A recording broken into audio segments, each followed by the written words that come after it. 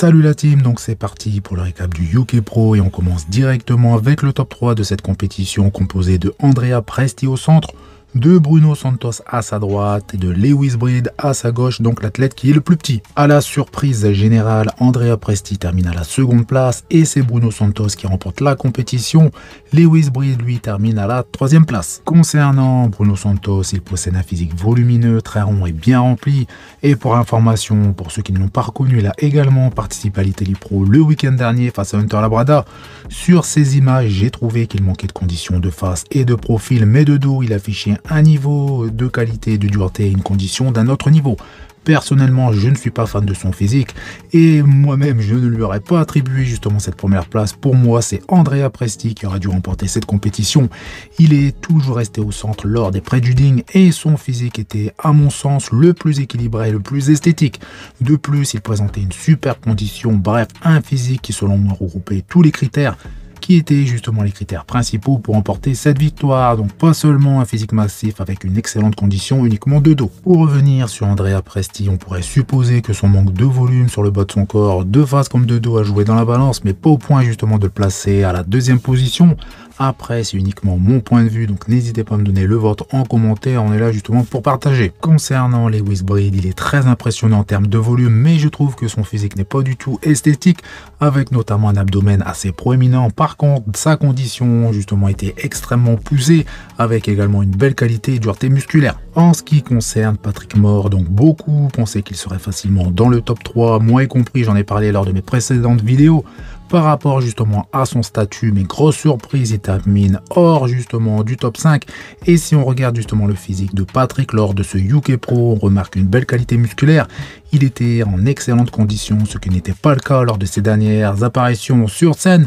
On note également une légère progression en termes de volume au niveau de ses cuisses, mais il reste assez loin du top 3 de cette compétition. J'ai été agréablement surpris en voyant son physique sur ces images et je pensais que Patrick allait figurer dans le top 4. Patrick possède une belle ligne avec des épaules très larges et une taille relativement fine. Même s'il était globalement moins volumineux que le top 3, surtout sur le bas du corps, j'aurais espéré justement un meilleur classement et sauf erreur de ma part, il termine à la 7e ou à la 8e place. Pour la suite, je pense que Patrick aura vraiment beaucoup de difficultés à remporter un pro show vu que le niveau des athlètes ne cesse d'évoluer, surtout en termes de volume.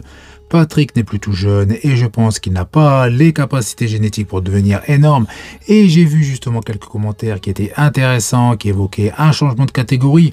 En y réfléchissant, je verrais bien Patrick en classique physique, donc je ne connais pas son poids exact lors de cette compétition, donc il faudrait voir combien de kilos il devrait perdre pour concourir en classique physique.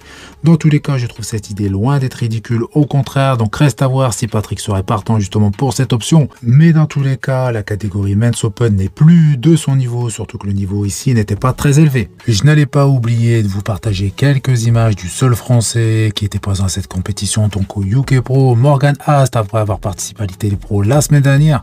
Le revoici sur cette scène avec quelques images de son posing libre et vous pouvez voir justement que Morgan a présenté une super condition.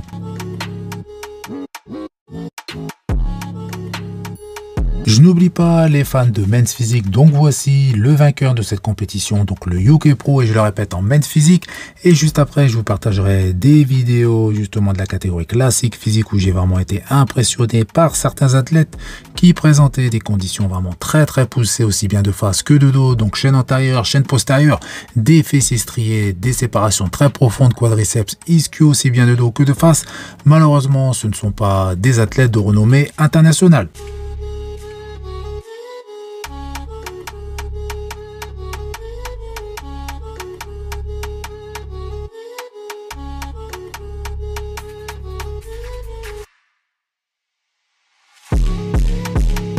Brett Wilkin qui est en compagnie de l'un des meilleurs bodybuilders des Men's Open. Je parle bien évidemment de Martin Fitzwater qui lui apporte justement de très beaux conseils. Et je dois dire que depuis quelques semaines, Brett est en super forme et il sera très attendu pour le Légion Sport où il va tenter de remporter la compétition et de se qualifier pour Monsieur Olympia 2025 car pour Monsieur Olympia 2024, la dernière compétition qualificative était le UK Pro. Si Brett remporte cette compétition, ce qui est fort probable, mais bien évidemment il est préférable d'attendre la liste officielle des participants, il disposera d'énormément de temps pour encore progresser justement grâce à cette longue intersaison.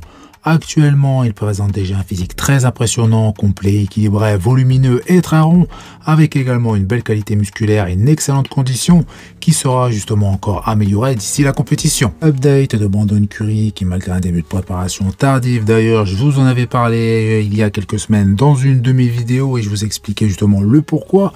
Ici il affiche un physique plutôt impressionnant et Brandon a pour objectif de faire aussi bien qu'à Monsieur Olympia 2023, c'est-à-dire de se classer dans le top 5. Je rappelle qu'il a réussi cet exploit alors qu'il sortait de l'hôpital et je trouve vraiment dommage qu'il ne soit pas justement focalisé à 100% sur cette préparation cette saison, même si nous ne connaissons pas justement les véritables raisons. Ici, à 4 semaines de Monsieur Olympia, il affiche une très bonne condition et un physique volumineux même s'il semble un peu plat, mais comme je vous le dis très souvent, c'est tout à fait logique. Brandon a toujours eu un haut de corps énorme, ce qui n'est pas le cas du bas de son corps. Cependant, il n'y a pas d'image récente où l'on peut voir clairement l'évolution de ses cuisses. On peut donc se baser uniquement sur les images disponibles et à première vue, elles semblent identiques, voire moins volumineuses. En général, même à travers un vêtement, on peut justement à peu près deviner le volume des cuisses plutôt de certains athlètes, mais des cuisses qui ne sont pas à la hauteur d'une compétition comme Monsieur Olympia, ça ne pardonne pas. De toute façon, chez Brandon, ça n'a jamais été justement un point fort.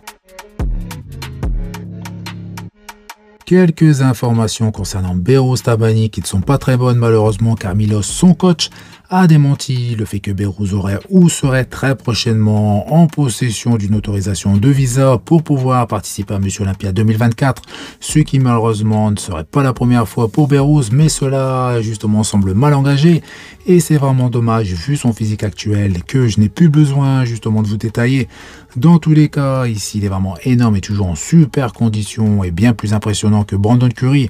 Donc j'espère qu'il pourra justement monter sur la scène de Monsieur Olympia car Behrooz a largement sa place et le potentiel pour se placer parmi les meilleurs. Update de Samson Dauda, 4 semaines de Monsieur Olympia, toujours avec une photo de dos et on peut voir que son physique est vraiment en très bonne condition avec un bas du dos strié et un dos justement en général beaucoup plus sec. Ses ischios commencent à afficher de belles séparations mais ses fessiers ont du mal à vraiment apparaître découpés, même si des fessiers découpés sont un avantage mais ne sont pas obligatoirement synonyme de victoire et pour preuve Andrea Presti au UK Pro. Donc Samson a juste besoin d'une meilleure condition générale et j'espérais que Samson continue ses efforts et bien c'est le cas. Samson ne lâche pas son objectif car son physique actuel est plus sec et il lui reste justement du temps pour encore pousser tout ça et je pense que Samson ne lâchera pas le morceau et qu'il sera dans la forme de sa vie à Monsieur Olympia 2024, c'est-à-dire déchiqueté, volumineux, rond et rempli et si c'est le cas, Adi et Derek vont justement tomber de très haut. Donc voilà, c'est tout pour cette vidéo. Donc comme d'habitude, je compte sur vous pour me donner votre avis en commentaire. Vous faites péter les likes, ça fait plaisir. Vous pensez également à vous abonner pour ne rater aucune de mes prochaines vidéos. Et je vous dis à bientôt. Salut!